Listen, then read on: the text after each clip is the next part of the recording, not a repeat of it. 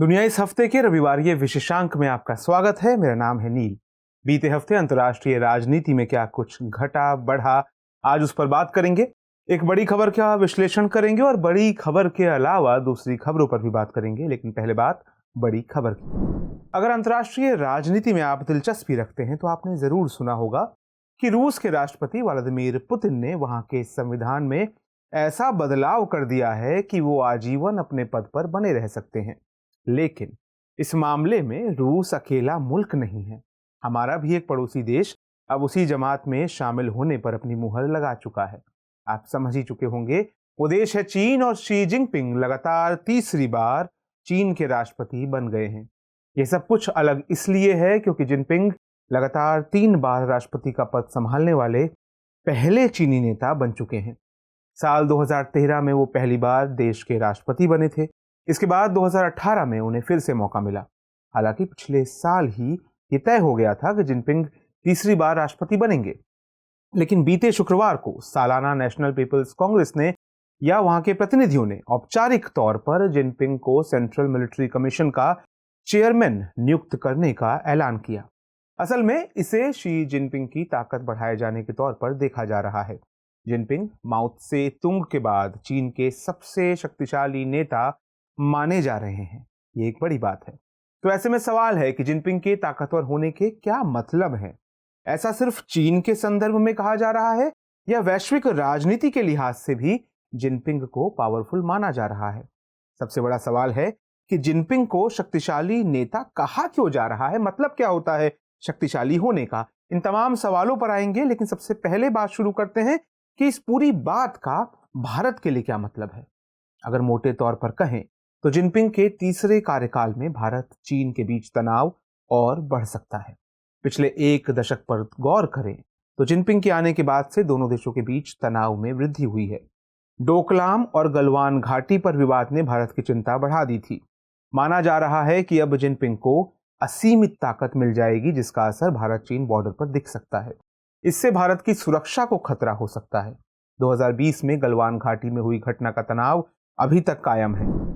दूसरी ओर जिनपिंग के राष्ट्रपति रहने के दौरान ही चीन पाकिस्तान आर्थिक गलियारा परियोजना शुरू हुई।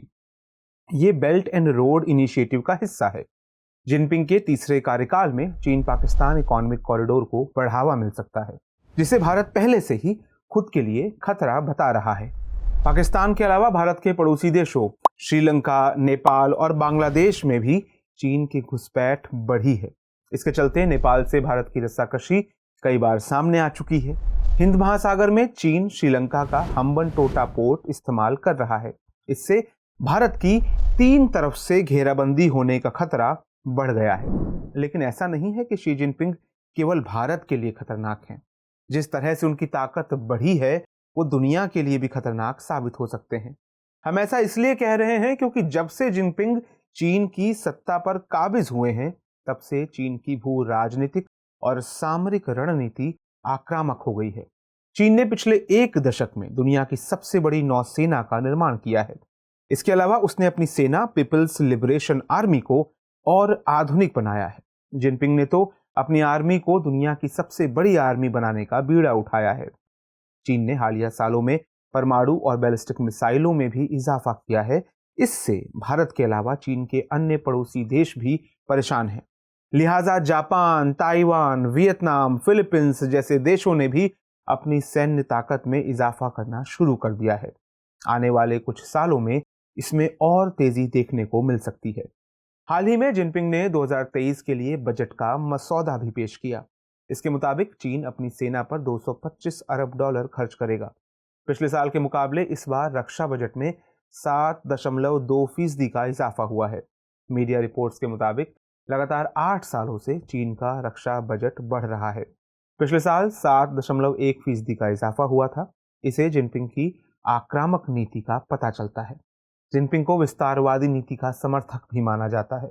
जब से उन्होंने राष्ट्रपति की कुर्सी संभाली है, तब से पड़ोसी देश चिंतित हैं।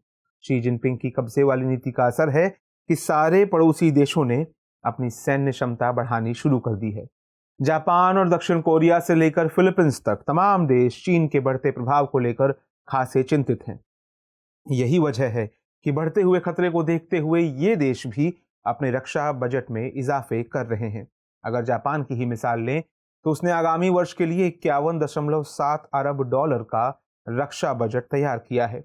अगर पिछले साल से इसकी तुलना करें तो ये 26% ज्यादा है। जबकि जापान वो देश है जो हमेशा ही शांति की बात करता रहा है और सेना में सुधार की कवायद को हमेशा टालता रहा है।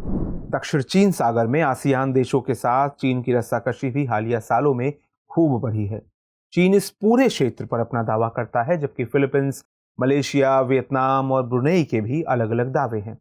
पिछले कुछ महीनों में चीन और फिलीपींस के बीच भी तनाव बढ़ा है। इस इलाके में चीन की बढ़ती आक्रामकता ने फिलीपींस समेत इन देशों को अपनी चौकसी बढ़ाने पर मजबूर कर दिया है। दूसरी ओर दक्षिण कोरिया भी चीन की बढ़ती सैन्य शक्ति को लेकर चिंतित है। असल में कोरिया प्रायद्वीप में दक्षिण कोरिया और उत्तरी कोरिया के बीच तनाव बेहद पुराना है। आप इसके बारे में जानते भी होंगे। उत्तर कोरिया इस इलाके में लगातार आक्रामक रहता है। आए दिन उत्तर कोरिया मिसाइलों का परीक्षण करता रहता है। इसमें अहम बात यह है कि चीन उत्तर कोरिया का करीबी दोस्त है। ऐसे में दक्षिण कोरिया को लगता है कि अगर कभी हालात बिगड़े तो उत्तर कोरिया की ओर से चीन दखल दे सकता है।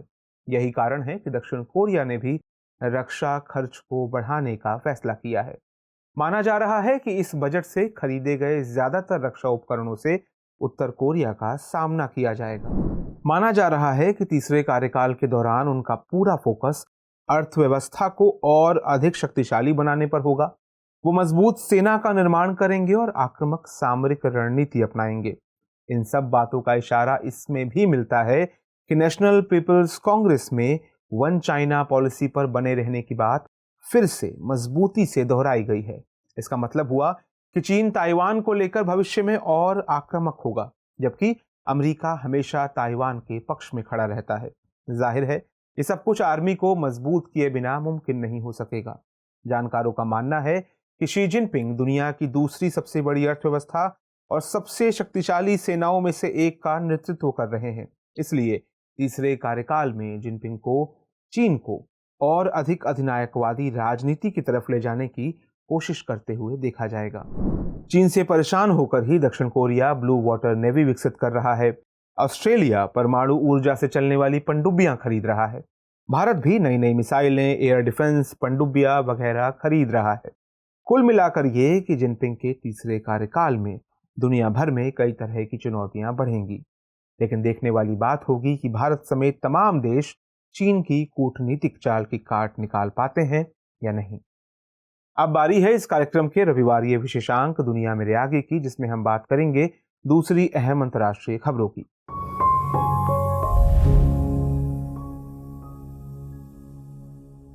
हाल ही में अमेरिकी रक्षा सचिव लॉयड ऑस्टिन ने इजराइल का दौरा किया। इस दौरान इन्होंने वेस्ट बैंक में बढ़ती हिंसा पर अपनी चिंता व्यक्त की है। साथ ही इस इलाके में तनाव कम करने के लिए इजराइल से कदम उठाने का भी आग्रह किया। ऑस्टिन ने कहा कि अमेरिका फिलिस्तीनियों के खिलाफ हिंसा से विशेष रूप से परेशान है, इसलिए इजराइल को एक न्यायपूर्ण और स्थायी शांति की दिशा में काम करना चाहिए। खबरों के मुताबिक इन दिनों इजराइल के कब्जे वाले वेस्ट बैंक में हिंसात्मक झड़पें देखने को मिल रही हैं। यहाँ इजरायली सेना और फिलिस्तीनी लड़ाके आमने सामने हैं। ऑस्टिन के दौरे से कुछ घंटे पहले भी यहाँ इजरायली सेना द्वारा जाबा ब्रिगेड से संबंधित 3 फिलिस्तीनी लड़ाके मारे गए थे। उधर बीते दिनों फ्रांसीसी राष्ट्रपति इमैनुअल मैक्रोन ने एक बयान में कहा कि अफ्रीका में फ्रांसीसी हस्तक्षेप का युग अब खत्म हो गया है। मैक्रोन ने यह बयान अपने अफ्रीकी दौरे के दौरान दिया। आगे उन्होंने कहा कि आने वाले दिनों में अफ्रीका में फ्रांसीसी सेना की उपस्थिति को और कम किया जाएगा। गौरतलब है कि फ्रांस ने पिछले साल माली, बुर्किना फासो और मध्य अफ्रीकी गणराज्य से अपने सैनिकों को हटा लिया था। दरअसल फ्रांसीसी राष्ट्रपति अफ्रीका के 4 देशों यानी गैबोन, अंगोला, कांगो गणराज्य और कांगो लोकतांत्रिक गणराज्य के दौरे पर थे। इसका मकसद अफ्रीका के साथ अस्त व्यस्त हो चुके संबंधों को नवीनीकृत करना है। खबरों की माने तो अफ्रीका में फ्रांस के कुछ पूर्व उपनिवेशों में फ्रांसीसी विरोधी भावना अपने उच्च स्तर पर पहुंच गई है। इसके पीछे कुछ जानकार इस क्षेत्र में बढ़ते रूसी और चीनी प्रभाव को जिम्मेदार मानते हैं। उनका कहना है कि इस प्रभाव के चलते अफ्रीका महाद्वीप नए सिरे से कूटनीतिक युद्ध का मैदान बन रहा है। उधर अमेरिका ने उम्मीद जताई है कि ऑस्ट्रेलिया साल 2030 तक 5 अमेरिकी वर्जीनिया वर्ग परमाणु संचालित पनडुब्बियों की खरीद की घोषणा करेगा। अमेरिकी अधिकारियों की माने तो ऐसा वे अमेरिका और यूनाइटेड किंगडम के साथ हुए एक ऐतिहासिक प्रशांत सुरक्षा समझौते के हिस्से के रूप में करेगा। इसके अलावा आने वाले वर्षों में अमेरिकी पनडुब्बी ऑस्ट्रेलियाई बंदरगाहों का भी दौरा करेगी। गौरतलब है कि प्रशांत सुरक्षा समझौते को ऑकस के नाम से भी जाना जाता है। इसकी सितंबर 2021 में घोषणा की गई थी। इसमें हाइपरसोनिक मिसाइल, कृत्रिम बुद्धिमत्ता और साइबर युद्ध पर सहयोग करना शामिल है। इसे क्षेत्र में चीन की बढ़ती ताकत का मुकाबला करने के प्रयास के रूप में देखा जा रहा है। यही वजह है कि चीन इसकी समय समय पर निंदा करता रहा है। आज की चर्चा में बस इतना ही। नोट कर लेते हैं आज की चर्चा पर आधारित सवाल है, चीन का शक्तिशाली होना भारत और वैश्विक राजनीति के लिए चिंताजनक क्यों है? व्याख्या कीजिए। दुनिया इस हफ्ते के रविवार ये विशेषांक में इतना ही। आपको एपिसोड कैसा लगा कमेंट सेक्शन में हमें जरूर बताइएगा। हमें आपकी प्रतिक्रिया का इंतजार रहेगा। नमस्कार।